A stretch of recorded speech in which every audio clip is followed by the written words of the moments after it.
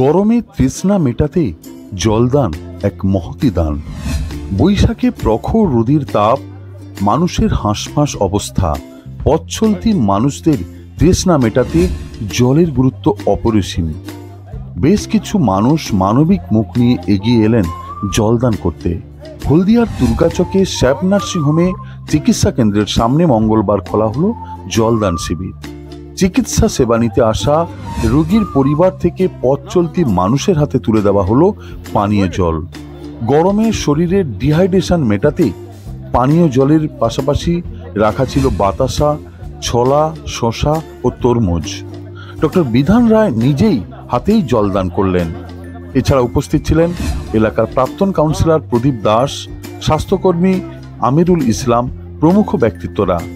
চলার পথে গলা ভিজিয়ে নিতে এগিয়ে এলেন পথচারী থেকে রোগীর পরিবার পরিজনেরা। বৈশাখের প্রখর রোদের তাপ, মানুষের হাঁসফাঁস অবস্থা, পথ চলতি মানুষের তৃষ্ণা মেটাতে জলদান শিবির। হলদিয়ায় দুর্গাচকে শ্যাপ নার্সিং হোম চিকিৎসা কেন্দ্রের সামনে মঙ্গলবার দিনভর চলল জলদান শিবির। দুপুরে শ্যাপ নার্সিং হোম প্রতি বছরের নয়, এবছরও আমাদের ডক্টর বিধান রায়ের পরামর্শ অনুযায়ী আমরা জল দিই, বাতাসা দিই, তার সঙ্গে ফল একটু তরমুজ দিই। কোনো কোনো সময় আমরা আবার অন্য কোনো খাদ্য দিই, যেটা এই দাবদাহের মধ্যে মানুষের শরীরের পক্ষে খুব উপকারে লাগে। হ্যাঁ, লোক নিচ্ছে খুব হাসি মুখে সবাই পথ চলতি মানুষ নিচ্ছেন, পেশেন্ট পার্টি নিচ্ছে, সবাই নিচ্ছে। হঠাৎ উদ্যোগ নিলাম যে একটা যদি কিছু যে সমস্ত পেশেন্ট আছে, পেশেন্টের সঙ্গে বাড়ির লোক আছে, তারা তো প্রচণ্ড তৃষ্ণার্ত বা গরমে খুব কষ্ট পায়।